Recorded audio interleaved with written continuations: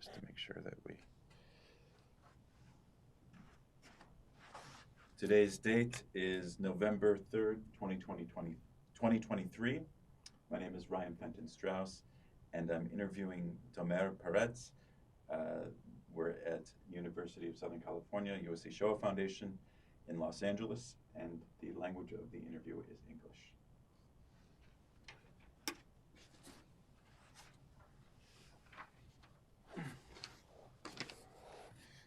Again, thank you for agreeing to speak with us today. I appreciate it. Can you just start by stating your name and spelling it? My name is Tomer Peretz, T-O-M-E-R-P-E-R-E-T-Z. Can you throw my phone somewhere? I don't want to hear my vibrations. Let me just pause for a second. I'm an ADD getting. Okay. So, where were you born? I was born in Jerusalem. And what date? July 5th, 1982. And what would you say what role has Judaism played in your life?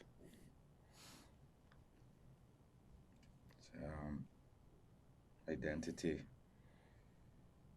It's who I am.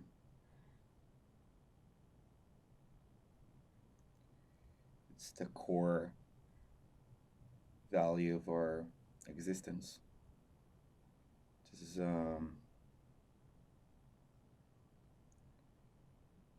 it's the inner layer of our identity.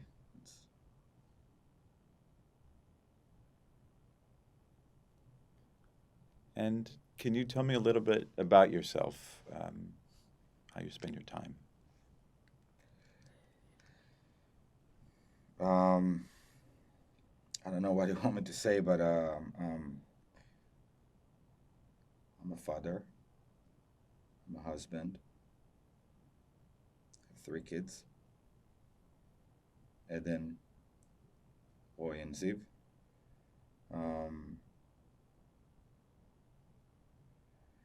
I live in Los Angeles for the past 18 years. I'm just another artist in LA.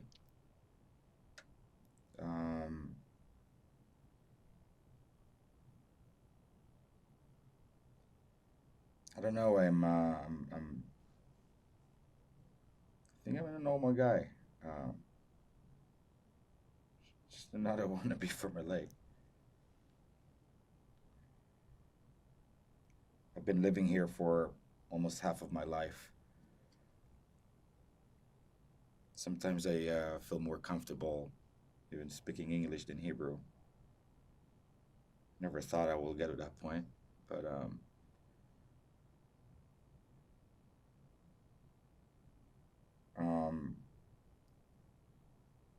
I love Los Angeles. I love America. Always wanted to be living here when I was a child.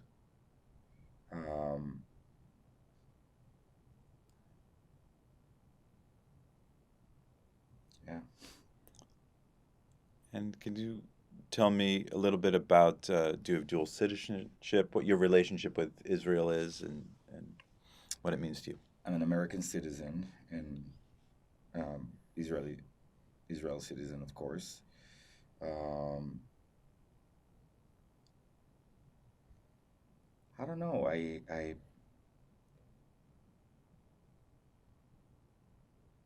what is it to be Israel? I love Israel. I like being a tourist in Israel. Let's put it that way. I don't think I could live in Israel. I became too Americanized, too Western maybe. But I love Israel. My entire family is still there. It's just me here. But I was always very that kid who want to be far away, and maybe even better if it will be far away from my family, from my brothers, my sister, my brother, my sister, and my parents. I was too extra for them, I think. I have a very good family. I come from a very, very good family. I had a very good childhood. I come from a very good place. Very loving, very. I wish I would be able to give my kids what my parents gave me. Um,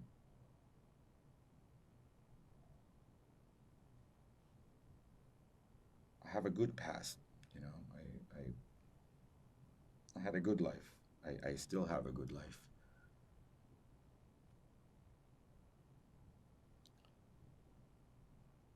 And you, what were the circumstances that brought you back to Israel most recently? This morning I thought about that it was the first wedding of anyone beside my brother and my sister, by the way, of anyone in my cousins and my friends. I never went to a wedding in Israel in my time in LA. I was that cousin out of like what we are like maybe 60 cousin maybe in one side, the other side is another 60, 50. So I have so many of them, but I was always that guy who never show up to weddings. I'm not on the I'm not on the WhatsApp groups. I was very disconnected. Um, Not in a bad way. Just it was always me since I was very young. Since I was 16, I was the guy who would never show up for weddings in the family. But my cousin, she was very close to me, especially in the last few years. We got very close, and the whole year since she got um, engaged, she was like so aggressively, like you coming, you coming, you coming. And then a few months before, I told my wife, I'm like, you know what? We should go. We let's just go, you know? And then we checked the prices of the flight tickets. And I'm like, you know what?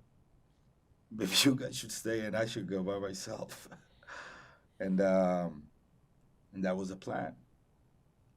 But 3 weeks later, 3 weeks before the flight, she was like, you know what? Maybe take Roy with you. So Roy, my son, he broke his elbow during the summer. So his whole summer got fucked. Sorry. It's okay. His, It's okay. so his whole summer got messed up because he broke his elbow and he couldn't go to the beach, couldn't go to the pool, that. So I'm like, you know what? I'll take Roy with me. I told Roy, you want to go to Israel?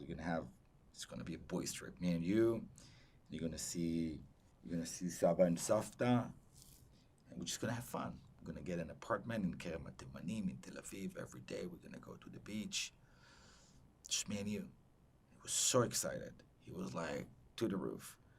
And then my wife came up and was like, maybe you should take Ziv too with you. Like, bro, really? Ziv is the youngest and he's the hardest. You know what? Let's do it. I'll take both of them with me. And I was so excited. I was so excited that I will have the chance to bond with them, even on a different level. And it was a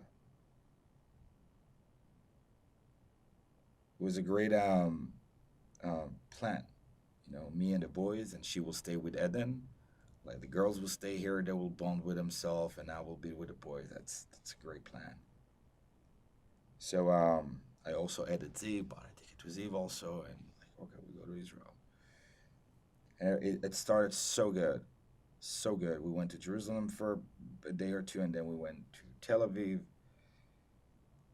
and it's such a good time, together.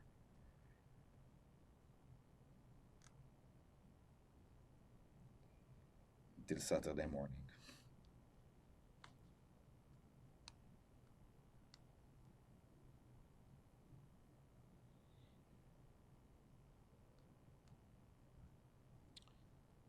Can you tell us what your experience was on October 7th, 2023? I was asleep. I woke up to the sound of the siren, to the sound of the alarm went off. I was shocked. Like, wait, I'm in Tel Aviv. All right, well, not a big deal. Siren, it's Israel. Come on. Okay. Don't forget, I was not in Israel for 18 years, and in my visits, I never experienced a siren. Never experienced that. So, um, I went to the mamad, the safe room, and Roy and Ziv, they were sleeping there, because that was the second bedroom in the apartment. So and they were just waking up. They were right away with their iPads, so they didn't even hear the siren. They didn't even hear that. They didn't even care. But I was like with my phone, didn't tell them too much. They asked that what's that noise? I'm like, just I don't remember what I told them, but it was like nothing. It's just nothing.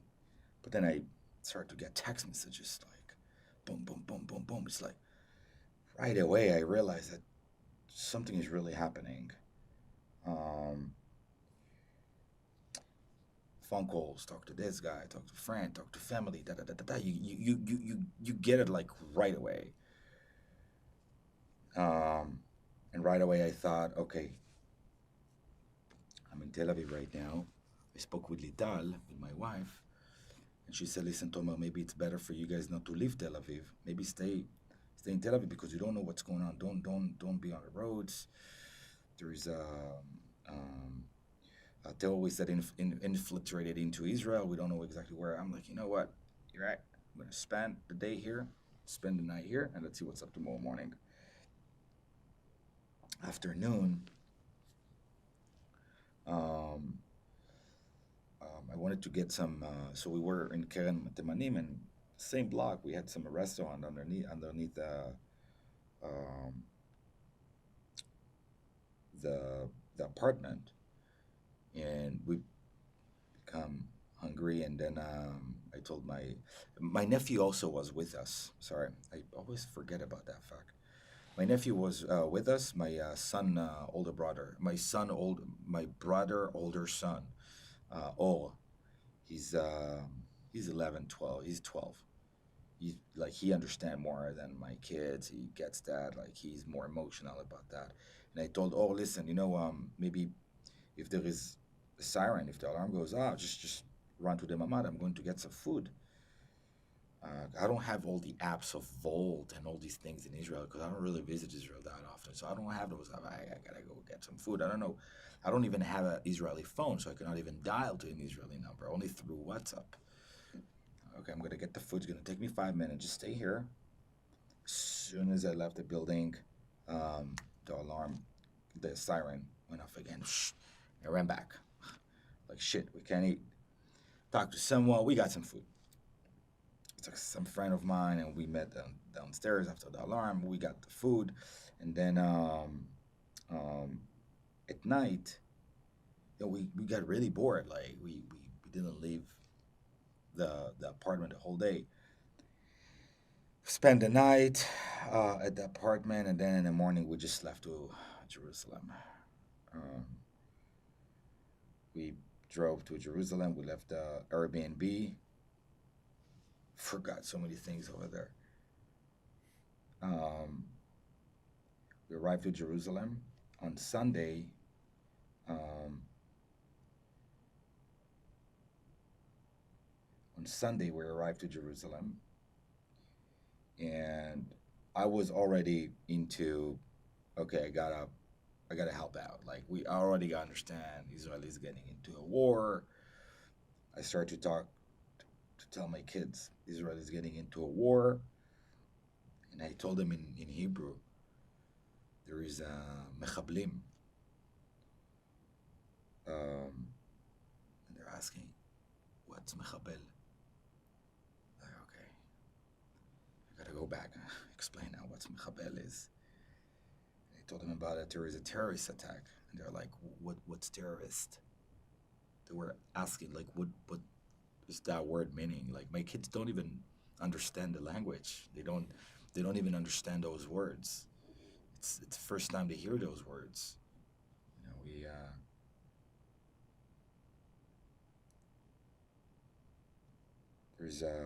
I told them there's rockets, you know, coming from Gaza to Israel. They imagine a rocket that goes to space. They think about Elon Musk. My son, Roy, he's making the connection to Elon Musk. I'm like, no, it's a different thing. Forget about Elon Musk. It's not him. So even, you know, I don't even know how to explain that. You know, it's something that so makes sense to us. It's so not make sense to them. Started to make some calls. I can't believe. Before I called Zaka, I texted my lieutenant when I was an officer. My MP, he was above me. And after a few days, I realized that he's still in the military, by the way. He's very high rank. I texted him and I told him, hey, it's Tomer. If you remember me, I sent him a photo of me and him. And I'm in Israel and I want to help out somehow and I don't have any connection. If you can hook me up with something, how can I volunteer to the military or anything, whatever, you know? He didn't respond. After a few days, I realized that he is, and I'm not going to be that accurate with this, but he is the military person that basically responsible the whole Gaza thing, like Mefaked Ugda. Like, he is so high rank, and I texted him probably in the middle of like. That's how I was for so long disconnected. You know, I didn't even know what he's doing now. I saw him in Uvda.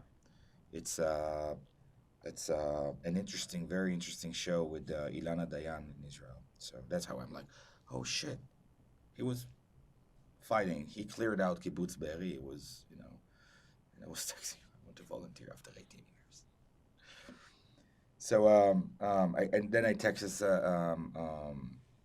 a friend from Zaka. I saw his story on Instagram. My friend from Zaka. I'm like, shit, that's where I should go. I texted him, and he called me right away because he didn't know I'm in Israel. He's like, are you here? I'm like, yeah. And you're gonna come to pick me up? And then he said, no. You know, I'm not gonna stay here. You're gonna come to pick me up, and you don't have to involve me in anything, but I will be just your driver if you need a driver or whatever. I will be the one who's getting you food, you know. Like, listen, Tomo, it's really crazy. You don't want to see those things. Like, bro, if you're not picking me up, it's the end. We're not friends anymore. Like, that's how aggressive I was. And he picked me up on Monday morning. I spent the day in Jerusalem, going crazy. In the news, like everybody. And Monday morning, his team picked me up. There were 3. I was the 4th one. And that's where everything started for me. Before we arrived to, they were talking on the phone a lot and with their people from Zaka, where to go, what to do. And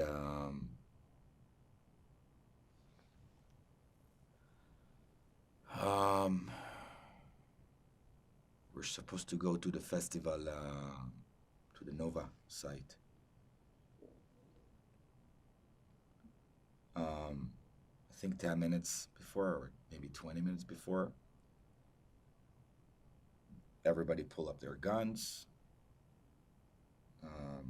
We got Seva Adom, we got the alarm, left the car. I told him, we're living, where are we going? Like it's not even in the city, we're driving the car, it's like a freeway, you got nowhere to run. So I'm like, okay, there was an hour, it's like my first time in a siren, when the siren is going on and there's some rockets, and I'm in a car in Israel. I never experienced that. I'm from Jerusalem. We never had those in Jerusalem. It was only in Sderot when I was living in Israel. So, okay, what am I doing? Everybody pull up their guns, and they knew exactly where to get around the car. Like, just stay here, just lay on the floor. And then we got into the car, and after a few minutes, and we kept driving. Everybody with their, they load their guns. And I think that's the moment when I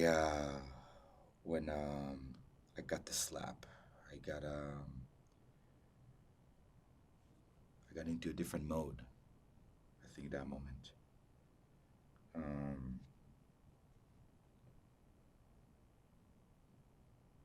We arrived to the festival site.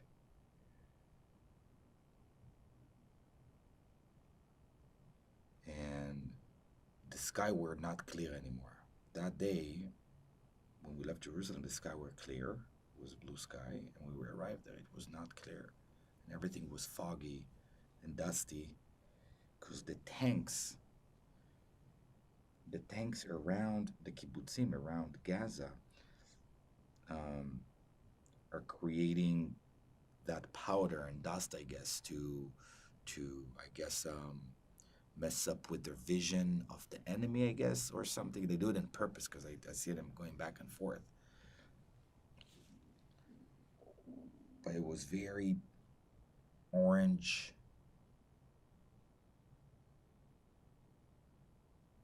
Everything was orange, and you see big crows, and birds.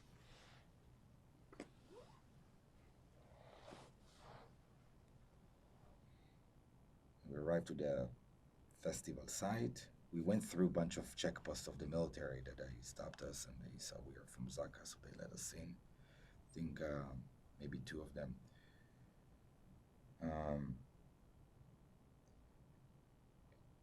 And that visual was so apocalyptic.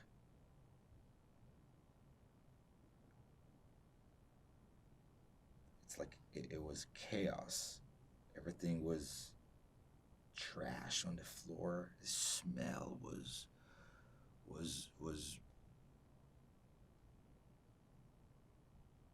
so bad.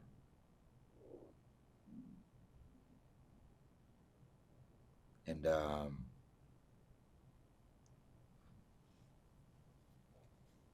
that was like a scene in a movie.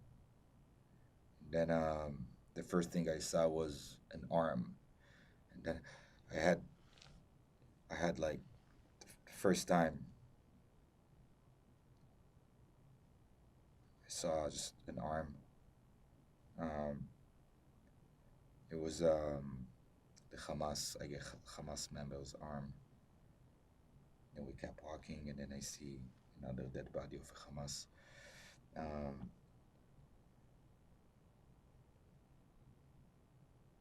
we kept walking, then you see another dead body.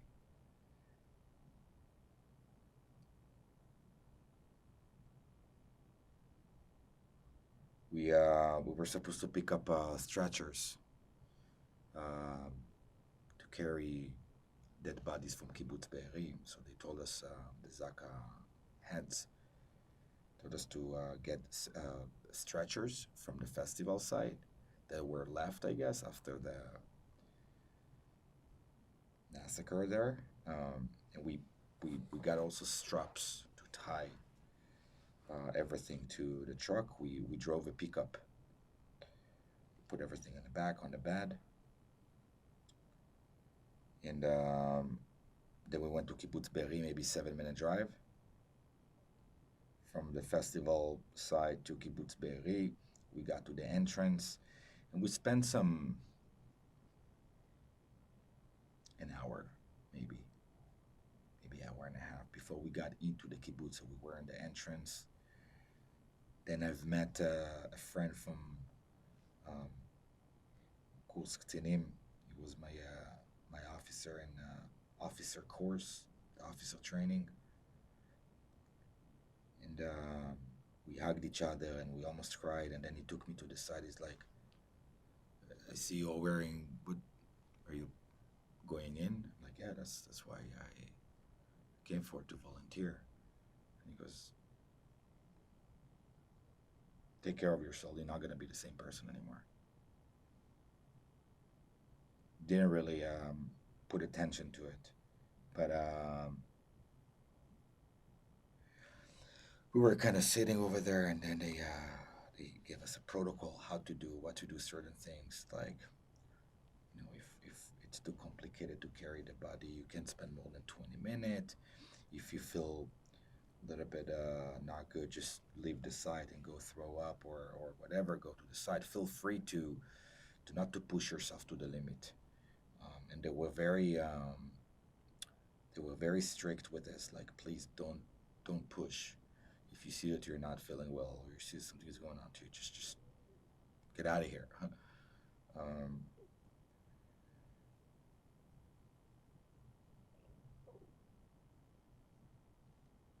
And then they divide us to groups. I was with the same team that I came with, and one more guy was added to our team, so we were 5. And they gave us a house number. Pikud Oref, which is that specific unit that's their job to, I guess, to find the dead bodies and to identify these things, and they don't carry the dead bodies. This is Zaka does. So they go in a house and they say, okay, here we have 3, here we have 2, and then obviously it's after the military cleared out a house from bombs or an explosive and stuff like that. Then we got a house. I was the follower. I was the last one who's walking from. I didn't want to be the first person who's going into the house. So the team that was the first, we just got into the house, and smell was so bad.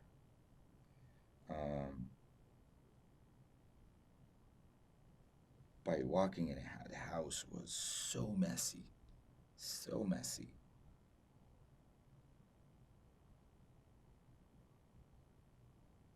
More than even someone that looked like a house that someone broke into. More than that, it was messy, brutal. It was messy, broken. Things were broken in the house. It was not just taking stuff out of the storage cabinet or something. It was broken. Things were broken in the house, and we got to the room, and the whole time I did this not to see the top part of the body. She was on the floor. The blood on the floor was very dry.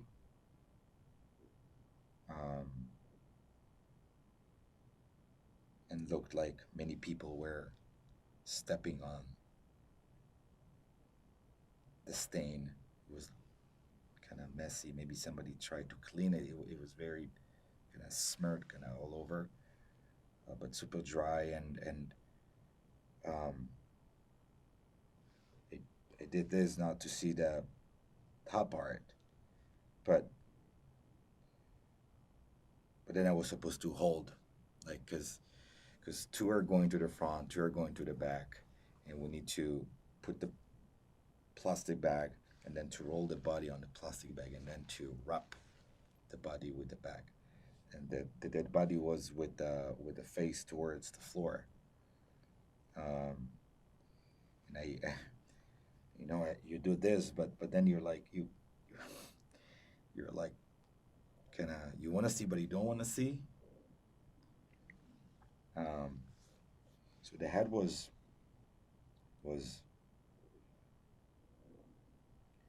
some of the hair was not there, and the head was um, in a weird shape. But then they flipped that, and I remember a mill of a second of a second, like a very quick, that she had no face.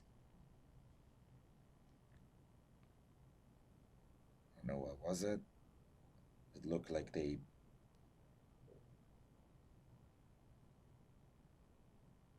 someone didn't want to leave a face.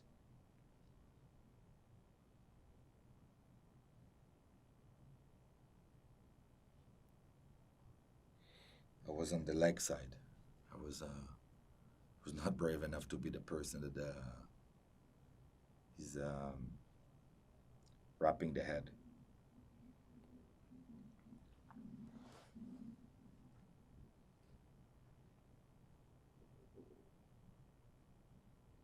She had worms all over. Yellow, yellow worms. So weird. Um, then put her in a bag, put her on a stretcher, and we carried the stretcher outside the house. One of the guys wrote on the bag the house number.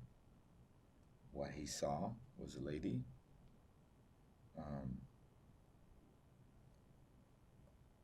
And we brought it into the cross street where everybody brought the dead bodies.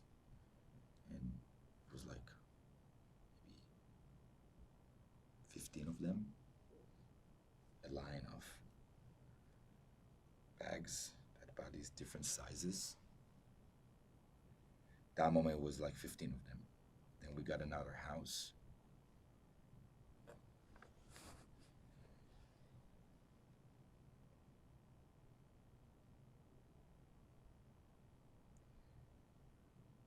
We had a break of like very few minutes, and then we got another house, another one.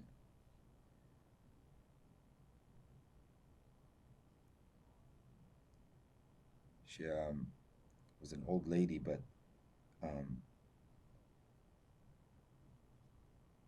the house had a kids' room, and in the kids' room, we got inside the rooms. The kids' room was on the way to the older lady bedroom.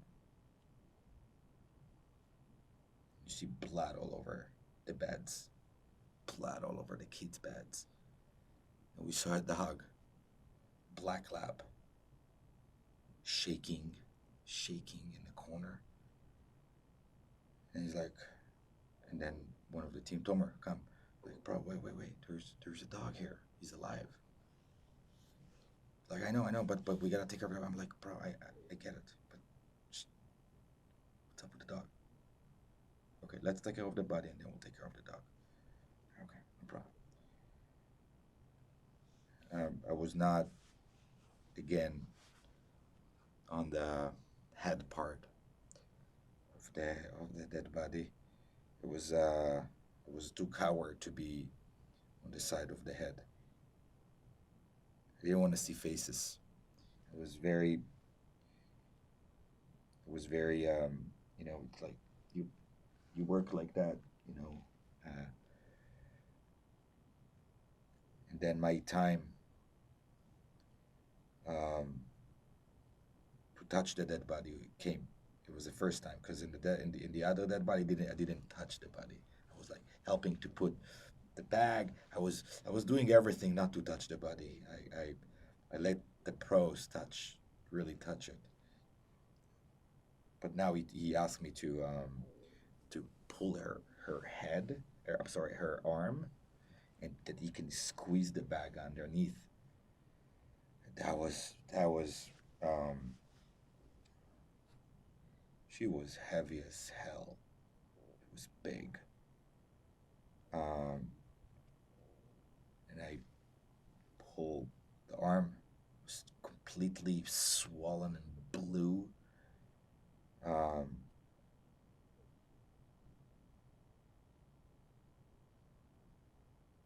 when she was on the bed, and we put the plastic bag on the bed underneath. We kind of pushed that, but the other side of the bed was completely soaked with blood. And then we stopped for a minute, and then one of the guys said, "Oh, she got stabbed." Then I said, "It looks like she got shot, not stabbed, because I saw two bullets on the wall, like two what do you call it, signs of marks of somebody shot here." And I'm like, "She looked like she'd been shot." And then the other guy said, "No, those are she didn't get shot. It looks like she got stabbed." And then I asked, "How do you see it?" It's like, "Come the other side." I'm like, "It's okay. I'd rather not to come. Like, come to see the other side." Like, because I was on the left side of the body, he was on the right side of the body, and she was laying down here, and he was in this side. So I guess she got stabbed here on that side of the body, and I was here on the other side, pulling up that arm to put this bag over here. So I didn't want to go and see, because he's like, "Come see the like the the marks of the whatever she got stabbed with." I'm like, "I'll stay on my side." And that's how we picked her up. We did the same thing. We wrote down what we saw, and then we kept going to another one, and to another one, and to another one. Um,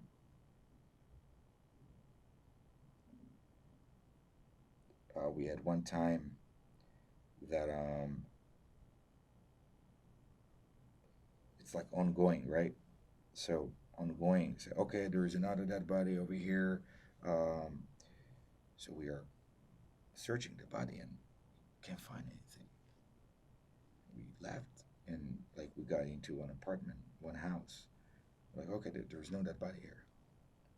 Oh, by the way, with the dog, um, I think that one was. We got back to the dog after that, after the older lady. Um, and I was kind of afraid to get too close to the dog, even though I'm a dog owner. I didn't know what, you know, that dog is in crazy trauma. I don't want to get bit now. It's I have a talent to get into complicated situations, but I don't want to, you know. Um, so other guy from Zaka, died. He's like maybe a kid, 22 years old. That guy doesn't care about anything. Got to the dog, hug the dog right away, hold the dog, pull him out. I'm like, dude, that guy, he's always on the head part. That kid, he's I don't know what he's made from. Hold the dog, took him out, like literally carried him, and he was he was laying on kids' beds. It was like three, um, one like on top of each other, bed. How do you call it? A bank bed, right? The bank bed was completely covered with blood, a lot of blood stains. Um, the chip from the wall kind of, I don't know if it was bullets or what was it, but it was a mess. It was a mess. And three beds, all of them covered with blood, and the dog was staying there. When we got the dog outside, somebody said that that dog does not even belong to this house, that they saw this dog somewhere else. It you you're trying to think and imagine what happened here. Then we got another house. We took the body, we put it in the line of, it's like, now it's already 20 something bodies. And then we got we're sitting and drinking. This is a long process. It's not like everything I said right now is like 3 hours, right? And then you got another house number. The military, they finger like they're pointing the house like that's house. We got into like brothers. It's all a mess. The house is a mess. It's like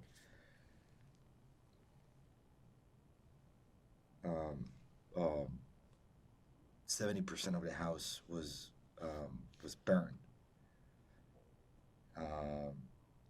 Didn't find anything. We got out with we couldn't find anything. And I'm like, no. Inside the mamad. God, so I'm like, where the fuck is the mamad? Where the fuck is where is it? Now the hallway was a door that I had a hard time to see because there was so many things on a storage cabinet flipped, and it was a whole mess. It was like it doesn't look like someone broke into it. It looks like the house is completely broken. Is burned and holes in the walls. And then we got into the mamad, and the military said that they opened the door, so they knew that there is a dead body, but the door was closed when my team leader, his name is Nachman, he opened the door. Looks like they broke into that room before we came in. So they knew where's the dead body. We just couldn't find it. Long story short, they're saying that the guy who built this mamad, he built it himself in a way that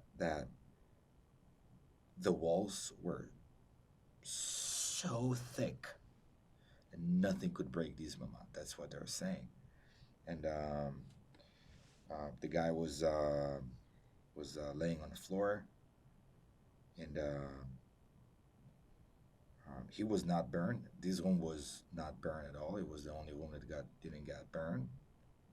But smell and blood all over the room, all over the bed.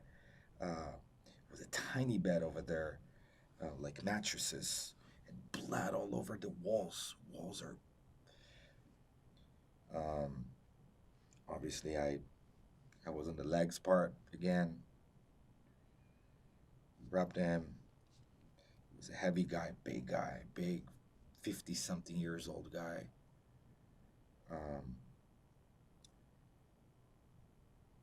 And then I heard a story that they told about him that he managed to kill a lot of Hamas members, and he got caught.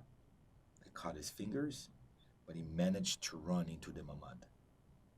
He managed to run away, and he died from smoke, from getting choked from the smoke, because they burned the house after. I guess they couldn't get into the mamad, so they burned the house. Do you know his name? I don't know his name. I don't know anyone's name of the dead bodies I cleared up. I refuse to look at the list of murdered and photos and recognize the people I picked up. I don't want to do it because I know I will recognize few of them. But everybody were talking about this guy, about his story, and from my understanding is that the family of this guy, they found him in a very late part of the dead bodies picking up. Um, the Picud Oref found him late after many other dead bodies because, and they found him because the family say that they remember that they spoke with him. He was with them on the phone when he was in the mamad, and he clearly said that his fingers got cut, and he's about to die. He's probably gonna die soon. He was trying to, I guess, he had a lot of um, was the cover of the mattresses and different fabrics, shirt around his arms. And they say, listen, he died in the mamad. But I think Picud Oref also had a hard time to find the mamad because the door is kind of hidden. It's behind the closet, it's behind the storage. Um, and and after a few times, Picud Oref, like that unit that need to find all the dead bodies, only after a few times they found it, and then they sent us. And our first visit, we had also a hard time to find it. But the story about this guy that is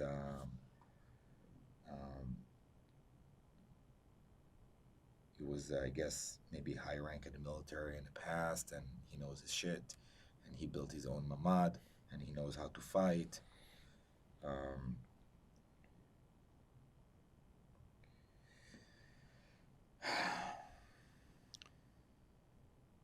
Can I ask you a few follow-up questions? One is, what time did you arrive at the Nova Festival? um, 10. And you were there for a few hours or something? Is that what you said? Half an hour. Half an hour, that's it. Quick. And It's quick. were you, there had already been many people there? In Nova? In Nova, no. Barely. Barely. We got there. We saw some dude. He asked us what we are doing here. Told him we are picking up stretchers. Yeah. Spoke. I don't know what he was. I have no idea what was it. Then a few guys from the military asked us what we are doing, picking up stretchers. Okay, that's it. The beginning, we also picked up some water, but we didn't have a clean bucket or something to put all the water bottles. So we just took a bunch of water from there to give to the Zaka guys because they needed water, but nothing much. We didn't really spend so much time. We saw the terrorist Hamas equipment and grenade. So we're like, okay, close it. It was kind of weird. Like, how come the weapons are still here? It's like, no one is here. I don't know. Like you expect the military to take it already. Like, why didn't you take it? I don't know. Now we've been there for like maybe half an hour. And then what time did you arrive at Kibbutz Be'eri? Right after we drove to Kibbutz Be'eri. Yeah, 10 to 11 maybe. Yeah. I think it was a moment when I didn't really look at the time. And what was the census? You said there was this unit that was there. They were there ahead of you, or were you? Was other Zaka guys already there?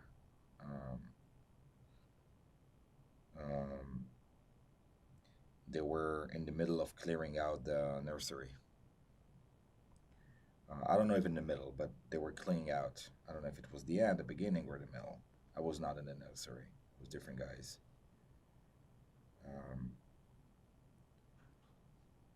But we went towards that.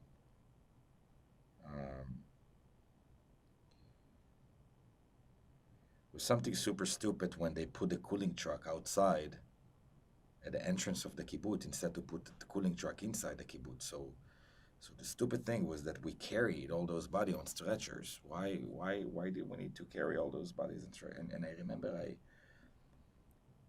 I had like a 1 hour when I was kind of not upset, but um, why Zaka works like why they're working like that? Like they work like this. You know, it's like why do we need to carry all those dead bodies walking all around the kibbutz to the because we have to put it in where all the dead bodies are in the entrance, and then we carry from that part where all the dead bodies into the cooling truck. So I remember it was the guy. Before they came up to me and he saw me. That's after the second dead body. I already pulled up my phone, already started to take photos and videos, and Nachman, my team leader, took me aside. He's like, "Listen, Tomer, you gotta be careful with this because we're not allowed." And I get it. I respect you, but bro, you you guys are not taking pictures. You understand that someone needs to see it. Yeah, you're right, but do it without anyone to see. And then I pull up my phone again, and then some dude saw me. He came up to me. He's like, "Listen, if I'm gonna see you one more time pulling up your phone, I'm gonna kick you. I'm gonna kick you out. Who are you?" And I think it caught me in I was already kind of um, questioning why you guys are working like that. Like, so I told him, "Listen, man, you guys don't take photos and videos. People need to see what's going on here." He's like, "I have photos. I'm gonna do it. You're not gonna do it. You cannot take photos. If I'm gonna see your phone outside your pocket, I'm gonna kick you out." And I told him, "But please, bro, people need to see it." Then he's like, and then he goes, "No one need to see it. God see it." Then I was like, "Bro, you're fucking stupid. What do you mean God see it?" I was already, I was already, you know, full of. I was kind of upset with him because he's the head guy, right? And after 10 minutes, I came up to Nachman, my team leader, which is the guy, by the way, who brought me into Zaka. I told him, "Nachman, why you guys are fucking stupid? Why do we need to carry all those dead bodies for like 20 minutes on a stretcher? Come on, bro. We are like 40, 50 years old. You know, we are not young guys. Just let's get the fucking cooling truck all the way in and let's put the dead bodies inside the cooling truck from the house to the cooling truck. Why? The cooling truck is drivable. Why do we need to carry that?" And he goes, "You're right." Nothing happened. And then we carried another dead body, two of them actually, of two young, a man and a woman. Um, they got shot in their back a few times. Um, and I remember I was walking with a stretcher for like 7 minutes, and bro, it's heavy. And then I saw that guy again, the head, and I told him, "Please, look at your guys. Everybody's throwing up.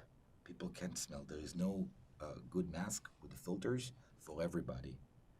There is not enough equipment. I'm not questioning you. I'm telling you, get the cooling truck inside because our work can be a lot more efficient. We can clear out a lot more dead bodies. And by the way, you guys want to be out of here before sunset because after sunset we can clear out the dead bodies, right?" He's like, "Yeah, like get the cooling truck inside," and he did it. they got the cooling truck inside. I think that was a moment. Okay, look, I'm covered with tattoos, right? And I have piercings, and they look a little bit different than the Zaka guys. They're all Orthodox with a yarmulke and they do everything to L'Shem Shamayim. They're so pure and holy people. Some of them don't even have, smartphone. Some of them have a kosher phone. They they operate differently. They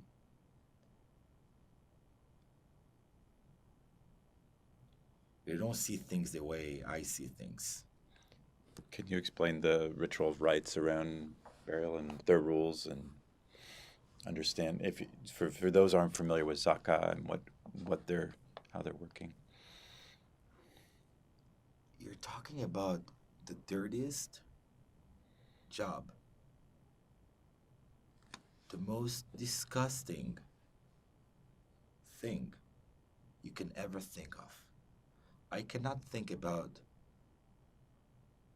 more disgusting than this. Okay. After a few days, the body gets swollen, the skin get like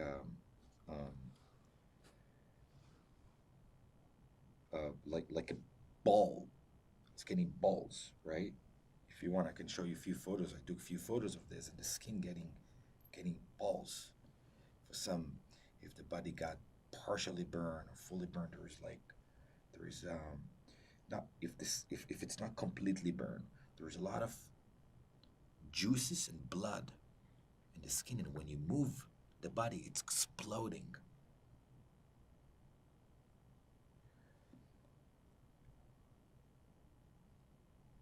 You are literally about to throw up the whole time. You're always holding that, and you cannot move the body if it's not exploding and skirting on you. It's disgusting in a level that I cannot explain how weird it's the feeling of doing that. Like then you hear someone screaming from getting disgust and splashing water all over his body and washing his hands because the juice touched him.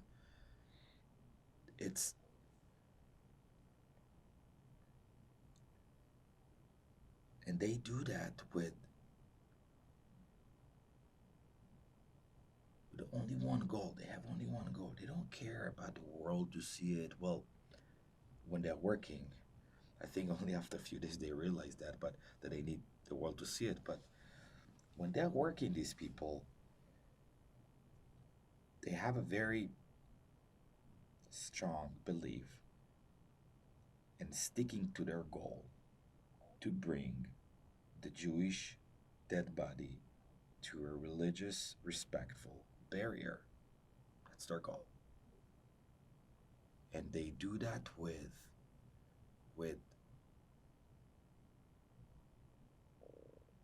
dude, I don't know how the fuck they do that. I don't know how they do that, man. I was with them for 3 days? I'm completely fucked, bro. I have no idea how am I going to live my life now. And these people, they do that every day. And they don't get paid. They don't even care that they don't get paid.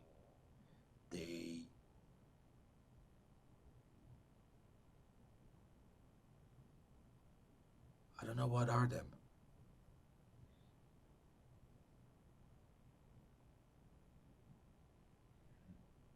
If this is gonna be my job, probably gonna be a billionaire doing that and they volunteer to do that.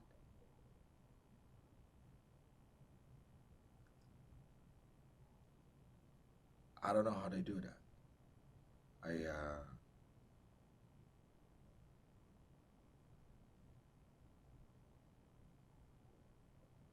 No one heard about them ever.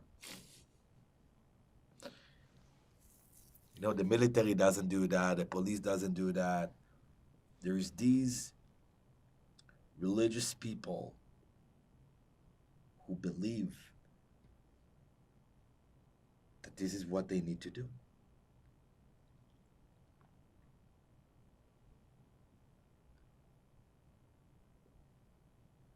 I came to help from a very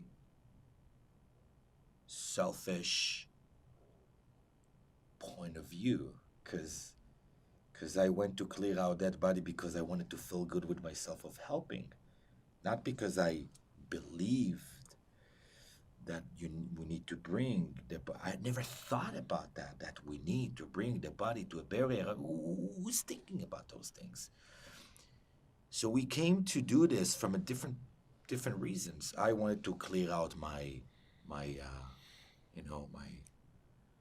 just I want to feel I'm doing something, and they do that because from a very pure and honest and holy reasons. My reason was not that.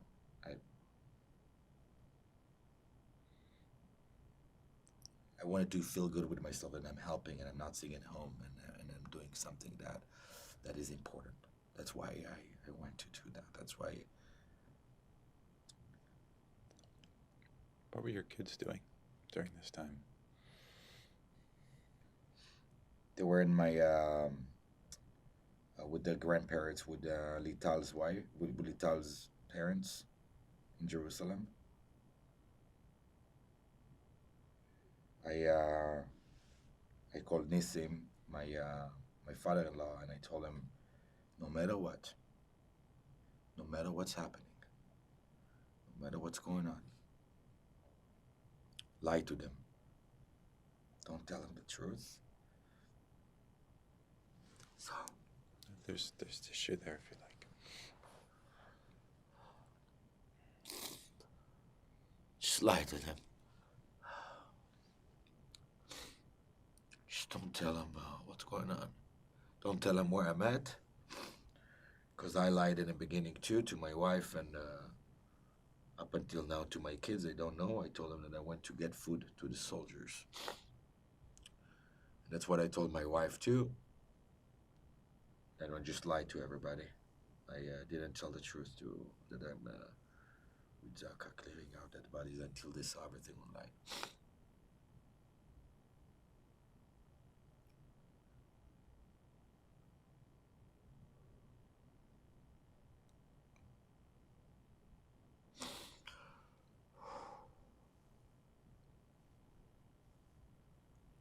And what happened with the you were there for a wedding, right? The wedding was it scheduled later after? No, same day. They did just the chuppah. I came to the chuppah right from Kibbutz Be'eri. I drove. I was there for an hour, then I got back to Jerusalem. It was in Ra'anana, so I drove from Kibbutz Be'eri. Actually, we got back from Kibbutz Be'eri to Jerusalem. From Jerusalem, I drove all the way to Ra'anana. That night, after 1 hour, it was just a chuppah and a quick dinner. No, not even the music. They did it only for like 40, 50 people. And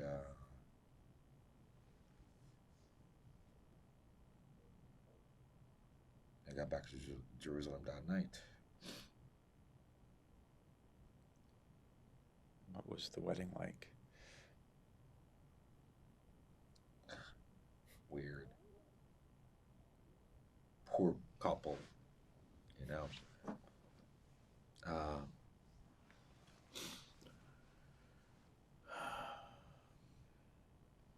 I was not there. I was. I remember. Dvir, she's very close to me. We really like each other, and she's actually not my cousin. She's the daughter of my cousin. We're so close, and when I came, they were shocked. I came because they knew I'm in Kibbutz Be'eri, so they were shocked I came, and she ran to me right before the chuppah, and we hugged each other, and we started to both of us to cry, and I remember I got upset with the photographer that he sticked his camera in front of him, like, come on, bro. So I told him, like, just get the fuck out of here. You know, it was too emotional for me. It was not a moment I wanted to be captured, you know. But I just stayed there. I ate a little bit. Obviously, the main topic was not the wedding. Um, I sat with her mother, that she is actually my cousin, and sat at dinner 20 minutes and I left. I like the dinner was 20 minutes and then they stay. I left and drove back to Jerusalem. And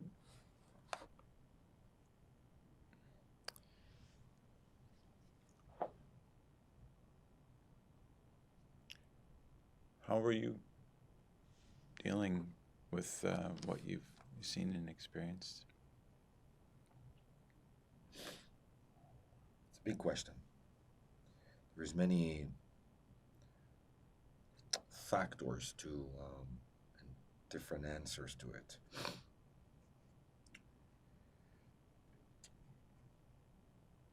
I don't know yet. Um,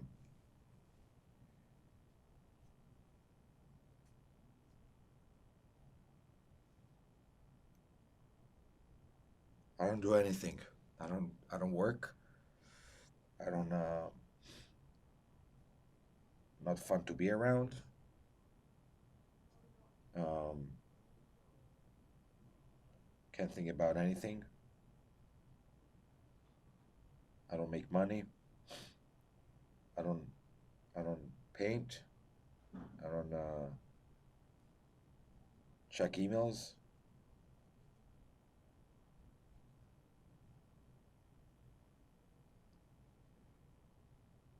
Everything is irrelevant. Um, I don't I don't want to do anything. I don't have a hard time. My wife has a birthday today, and yesterday everybody went out, and I ditched.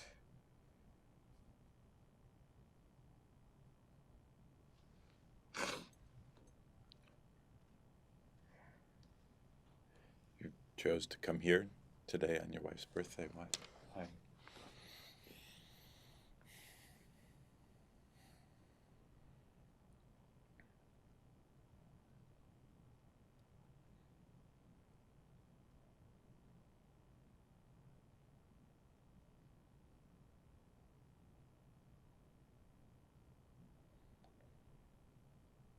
I don't want to do anything that is not related to the war. It's like I don't want. It's like I wish never happened and my life could continue because it was great. But it's like I don't want. I don't want. I don't want to talk about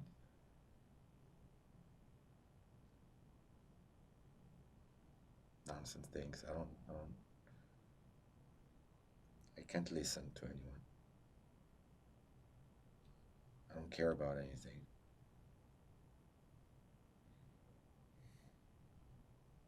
Everything. Everything sounds stupid to me.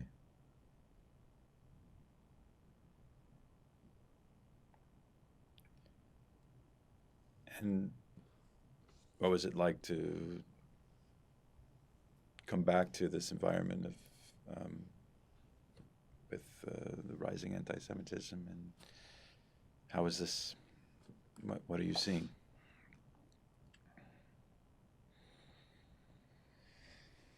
I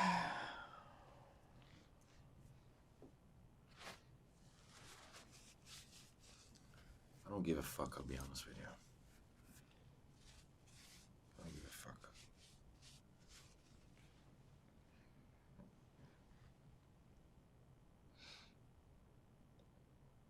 I give a fuck about other things.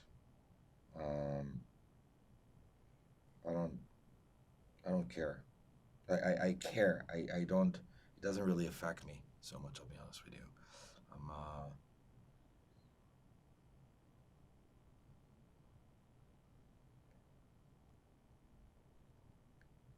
I feel that I'm in a war. You know. I'm in a war now, and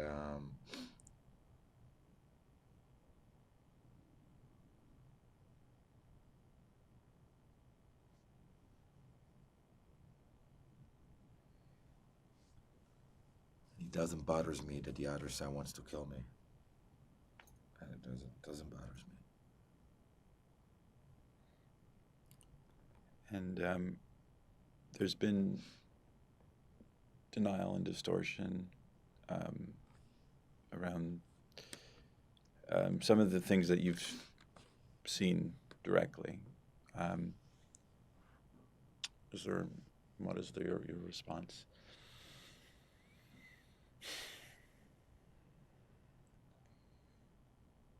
They really hate us.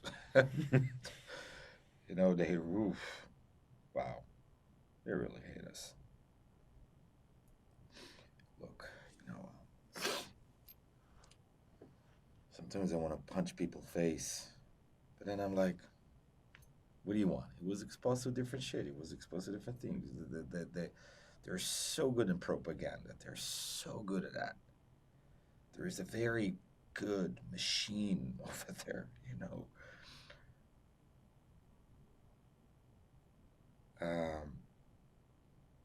You know, I said,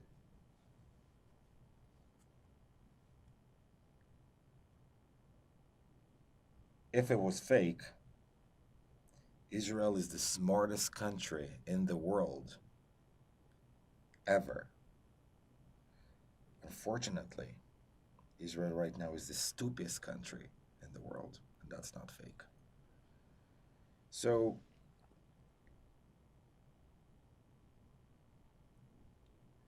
I don't know, you know, of course you have a deny. People don't like the Jewish people, I guess. I never had a problem, you know, I don't have a problem with anti-Semitism, especially up until now, right? Look, I come from the outworld, you know. I hang out with artists. I work with artists. I collaborate with artists. I'm in that world.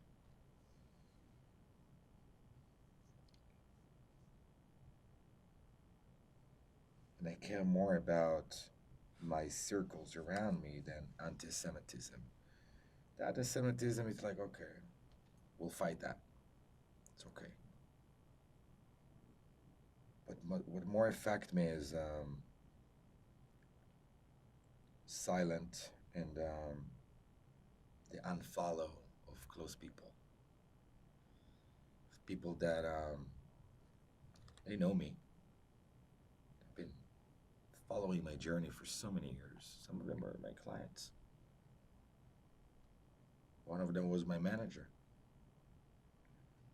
That other person was working with me closely every day on certain projects. And they got disconnected from me. And this is what really put a fire in me.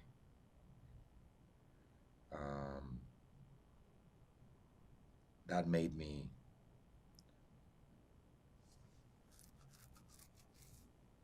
go hard as much as I can with that fight.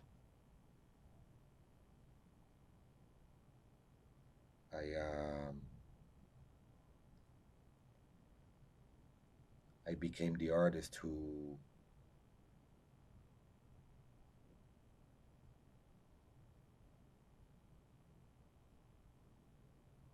that world right now don't want anything with him. You know?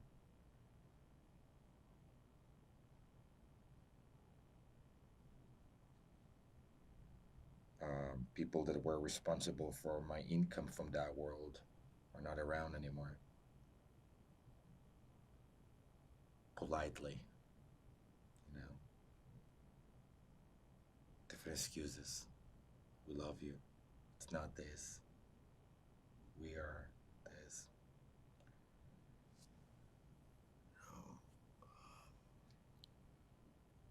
This is affect me more than anti-Semitism, for example. It's anti-Semitism, I think, but it's more close to me. It's more around my life. But it made me it made me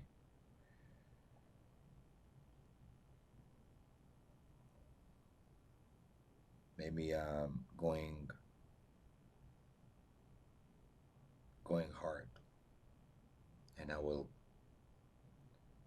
go hard as much as I can, telling the story to everybody, to their faces, in your face, and I will show everything I have on my phone, in your face, even if you don't like it, even if you don't believe, even if you think I was that cool, fun artist to hang out with, and I'm not anymore. That's what's up. This is what you get, and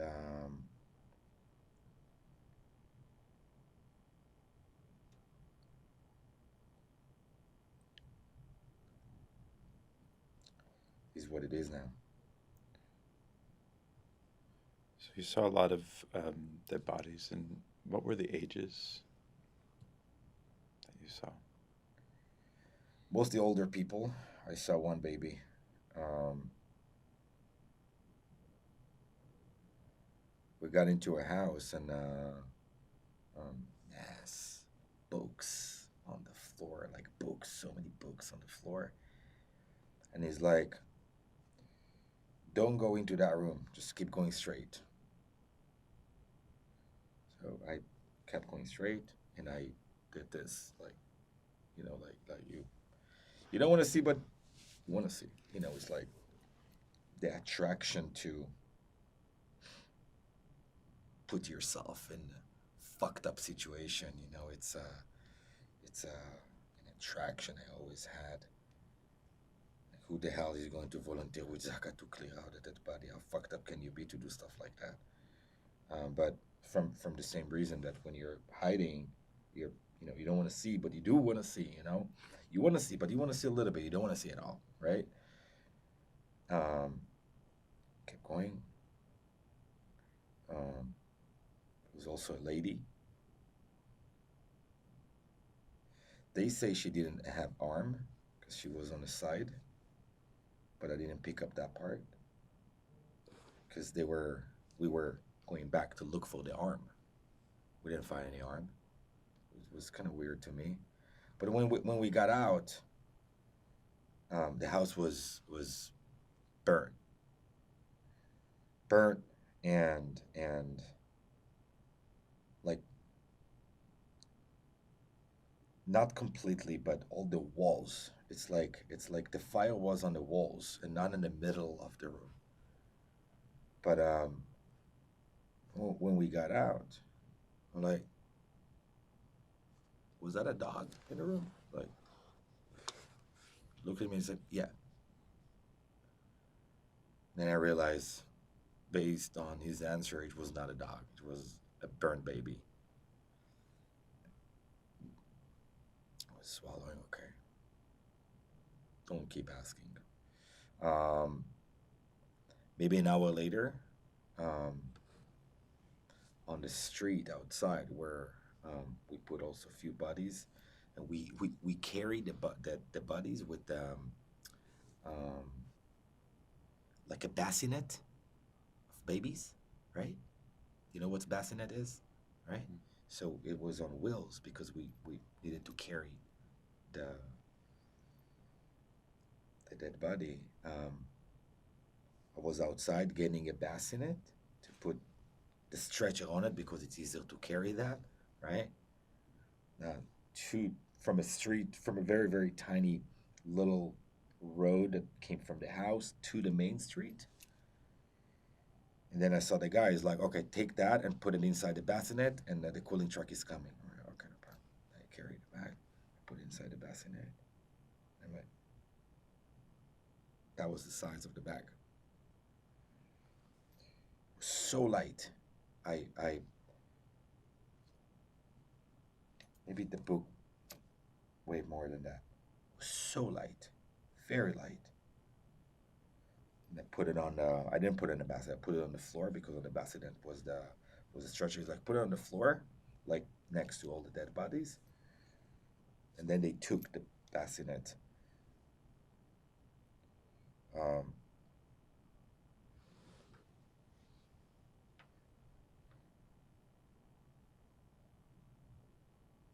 think it was a moment when I shut my emotions automatically without even thinking. I didn't think.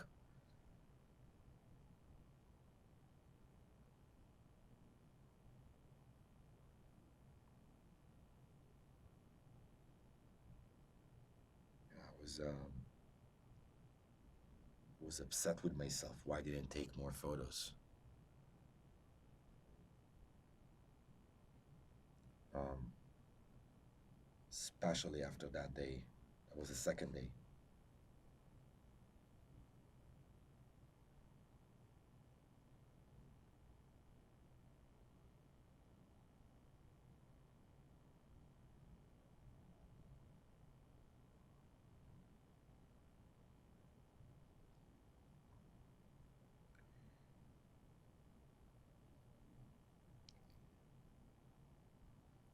Yeah. Before this interview, you were talking to the other folks, and you were talking about the Holocaust survivors and your experience as a kid. If you wouldn't mind recounting that, and Look, I'm Moroccan. You know, a Holocaust in my house was not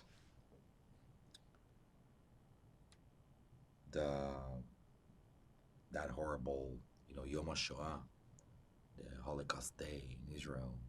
It's a very heavy and emotional day. And in school, we had like a whole day. You learn about the Shoah, and they talk about that, and then there is ceremonies outside, and because my father came from Morocco and my mom came from Libya. Um, their families were not in the Holocaust.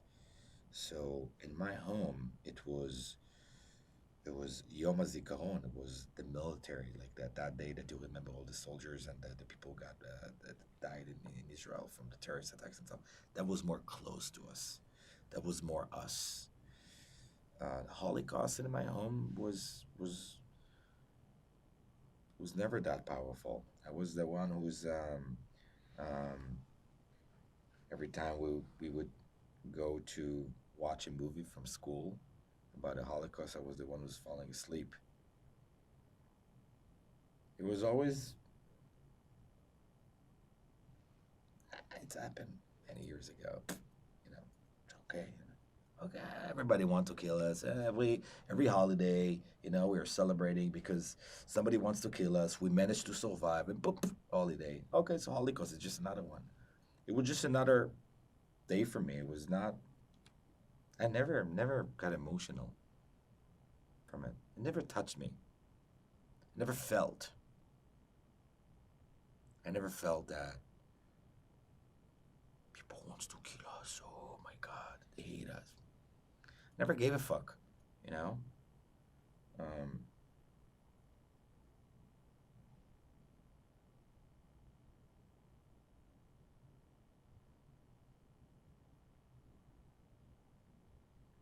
yeah, it's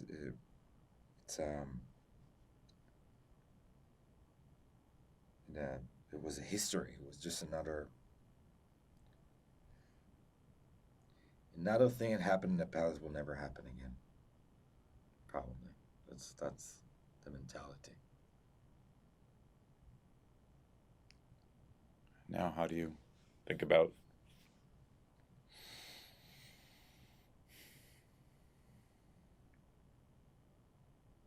Wow.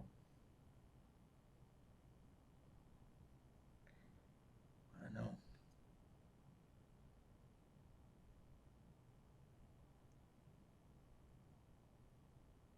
Are we that bad? Really?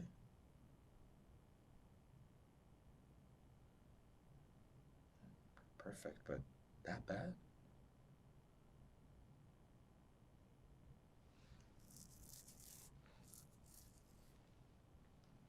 Why? Yeah,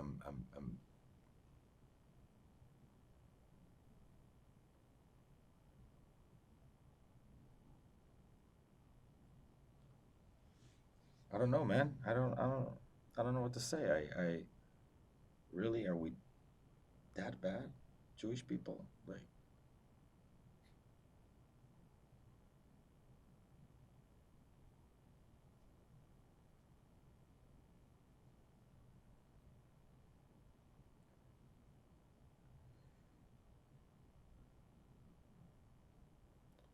I don't know. Just a couple more questions. One is you had served in the military, right? Can you talk about that experience and did it inform your decision and your? You know, it's starting from the way I grew up. You know, I grew up in Southeast Jerusalem. Southeast Jerusalem in a neighborhood is called Amon Nativ, in between two very radical Muslim villages. I was getting into a fight, physical fight, maybe 2 or 3 times a month, my entire childhood,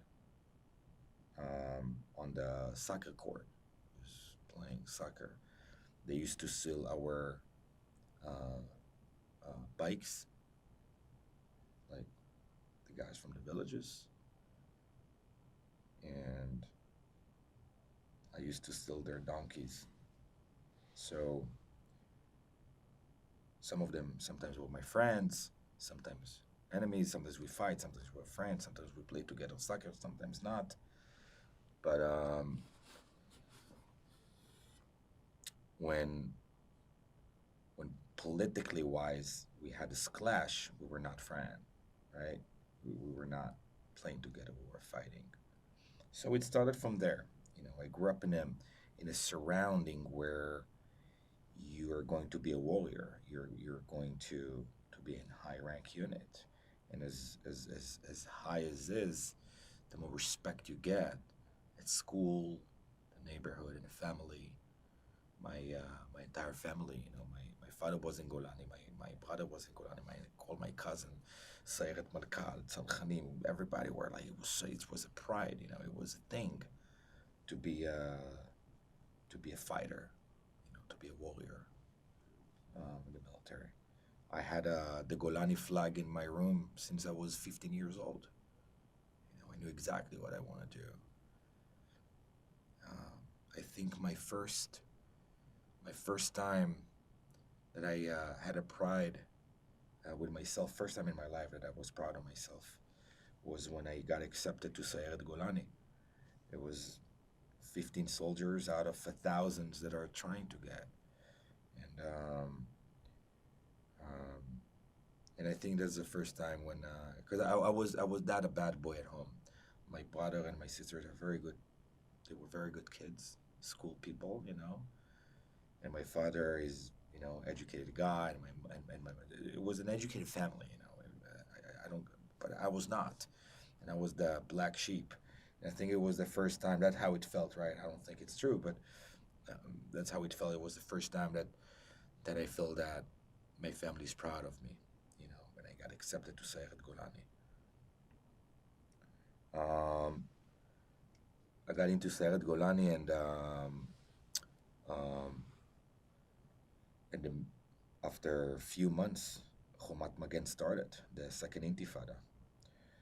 Um, then I left the Sayeret, I went to Gdud 13, and that's where I really started to understand the war and the fight from being a warrior, from being a soldier. I was in Lebanon. I was in West Bank for a long time. I was in Gaza.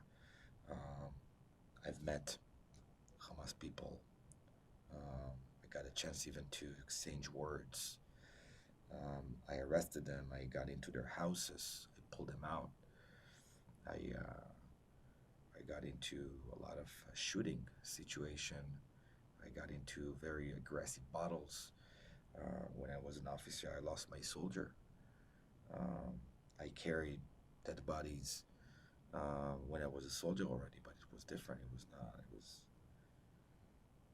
was not smelling. It was not. It was during an action. So I was in a battle. I was in a very rough time in the military. Um,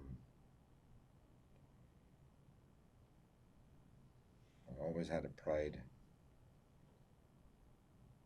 pride and understanding um, of an interesting side of a war, from the soldier part, from the soldier perspective.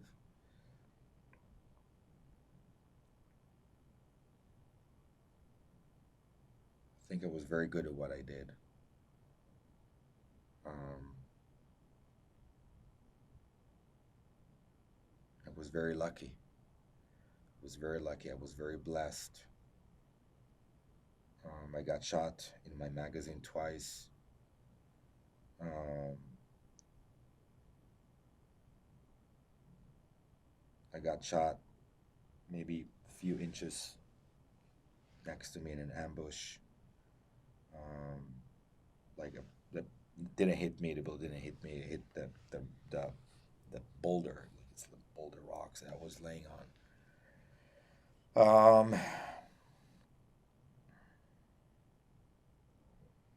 I was in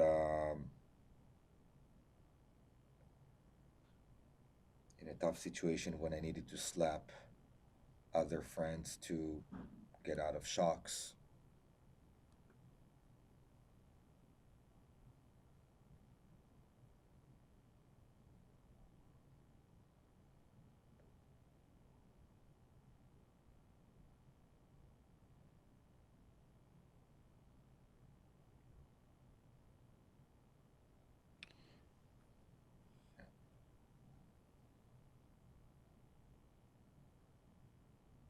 So my other questions are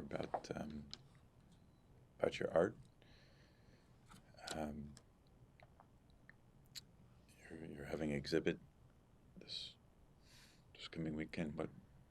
Yeah. Can you help me understand what Yeah. this is So about? I'm going to um, so it comes from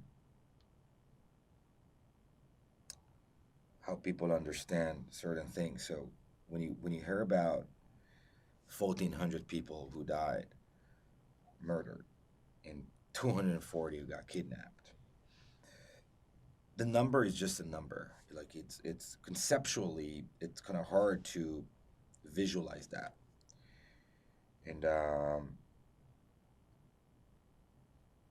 I decided to create a visual um, look on how does it look like if you see it happening. Not in a short video that someone took with his phone and you see some kidnapped on a bike. Not that. Like how the size of it looks like. So I decided to gather 1,400 volunteers and to embody dead bodies, and 240 to embody kidnapped with all the props tied in, the whole, like, think movie set with the whole blood and the whole movie set. Like what in a movie it will look like, right? But because I don't make movies. I'm creating a scene, not a dynamic scene, a static scene, like one photo, one visual of how all of this looks like, how all these massacre looks like.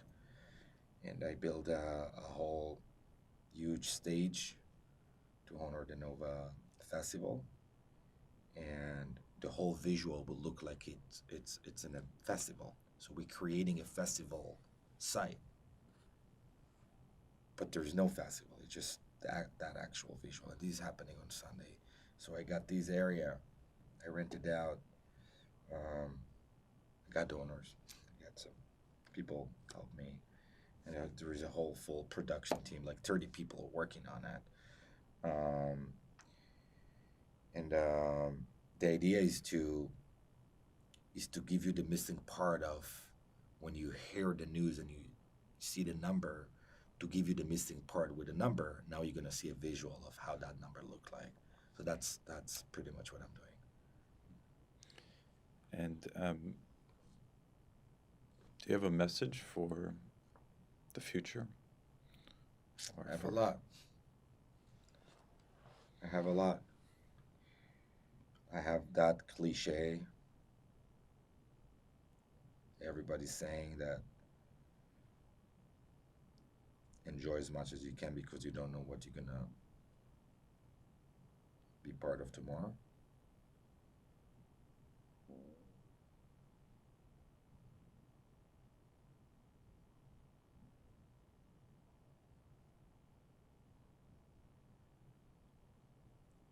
I don't want people to look at me as a hero. I'll be honest with you. It puts me in a very um, weird corner. Um, Not a hero. Um, Maybe I went to help to collect dead bodies, but I fucked up. I fucked up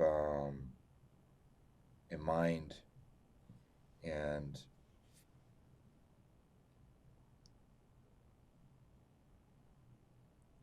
someone will need to deal with that right now, and it's my family.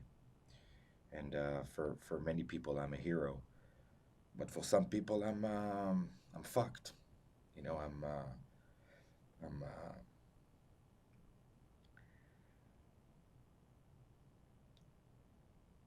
not wishing, but I know I'm not gonna be the same person, and that's not fair for my kids and my wife.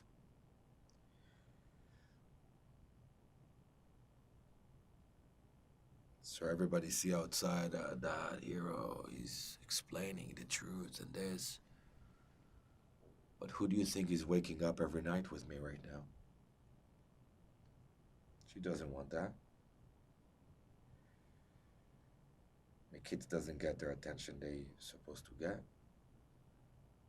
It's my birthday. It's her birthday, and I'm here. I don't want to do any social thing.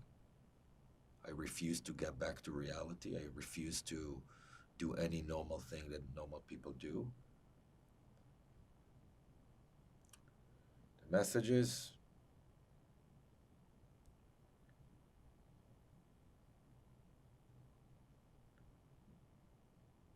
maybe it wasn't worth it to be a hero. Maybe maybe maybe I fucked up big time. I feel more failure than a hero.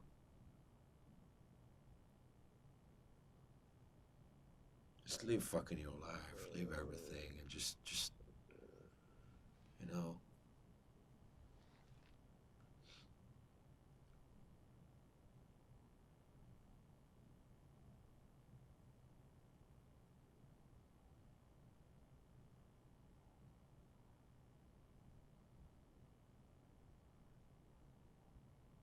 Not all heroes are heroes.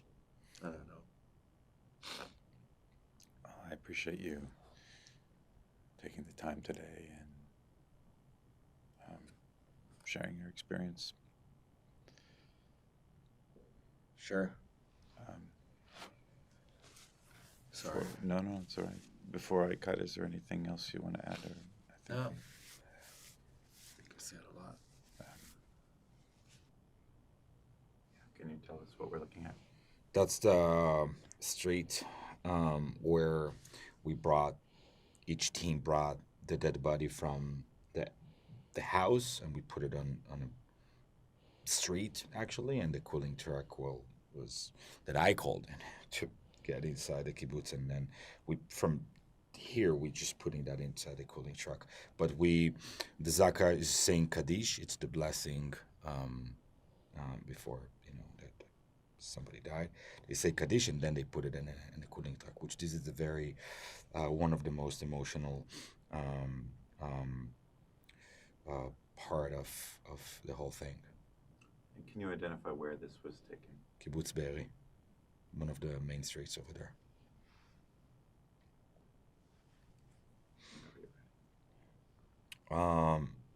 So it was a lot of dead bodies that were not inside houses. It was just on the grass or on the street. So this is just one of them. When I arrived, it was covered with a trash bag, actually, like a black trash bag, and then we removed it and we put the Zaka bag. I think what the military did, they covered all the dead bodies. But that was a man. It was a dude, maybe 40, 50 years old. Um, and as you see, there is two in the legs part, and there is like two that are on the head part, and the whole thing is to put the bag underneath, and then you kind of roll the body on the bag, and you wrap it. Do you know what day this was taken? That was it was the straight. The straight was not the first day, second day, so that was Tuesday. That was Tuesday already, yeah.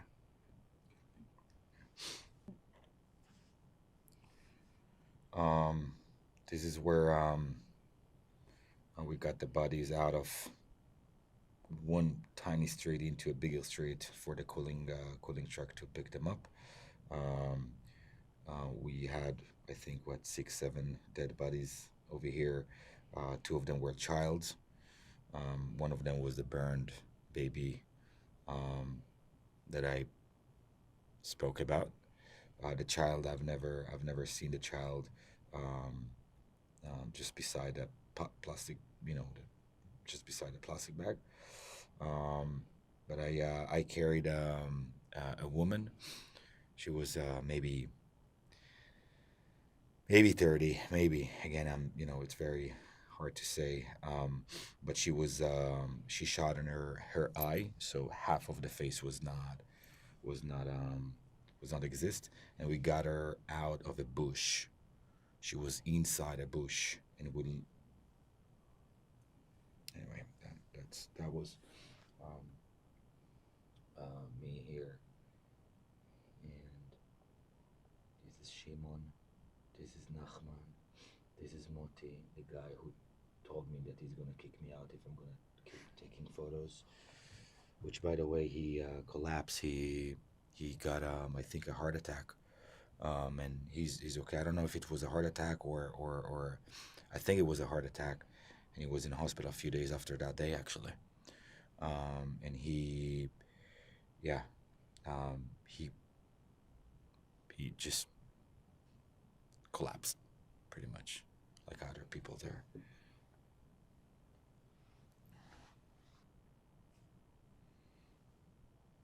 This is the black lab. Um, I was on a child bed. Um, there is a lot of blood stains on the outer bed and underneath. From my understanding, the dog was not belong to this house, but he didn't want to leave. We put some food for him, and then the other guy just coming, just grabbed him and hugged him, and brought him outside, and everybody were petting him, and it was shaking the whole time. Um, I think I got very emotional in that part because um, it was the only live thing we found. Everything was completely dead, and um, from seeing him shaking and you see the blood stains around, and the grandmother on the other bedroom, the dead body of the grandmother in the other bedroom, you kind of create stories like, oh my God, did he see all of it? Like, how did he found? How is he alive? How come they didn't shoot him? So I think that was very emotional because you look at him in the eyes and he was like completely shocked. He's kind of looking at you and he's not looking at you. Very weird situation of a dog. Um, yeah. Okay. One more. That was the little bad um, child, bad, with lots of blood stain on it. Um, on the other side of the room, had a bullets on the wall, um, and on the top part of the window was a lot of chip, like the walls got chip. Um, I was asking myself, what is was a grenade? But now grenade will make more mess. But very weird situation of the houses. I'm not sure what happened there, but when you show those blood stains on the mattresses, it's one of those things. Yeah, it's one of those things. Also gets to you. Um, those photos are from my first day.